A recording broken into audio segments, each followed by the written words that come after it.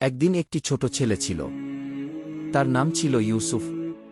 ইউসুফ সারাদিন বন্ধুদের সাথে খেলাধুলা করত, কিন্তু নামাজ পড়তে খুব আলসেমি করত। একদিন মসজিদ থেকে আয়ানের শব্দ ভেসে এলো। তার মা তাকে ডাকলেন, বাবা, নামাজ পড়ো। নামাজ পড়লে আল্লাহ খুশি হন। কিন্তু ইউসুফ বলল, মা, একটু পরে পড়ব। সেই রাতে ইউসুফ ঘুমিয়ে পড়ল। হঠাৎ সে একটি অদ্ভুত স্বপ্ন দেখল। সে দেখল চারদিকে শুধু অন্ধকার।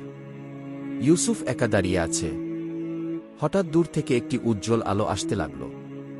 একটি কণ্ঠ বলল, যে নামাজ পড়ে না, তার জীবন অন্ধকার হয়ে যায়। এই কথা শুনে ইউসুফ ভয় পেয়ে গেল, আর হঠাৎ ঘুম থেকে জেগে উঠল।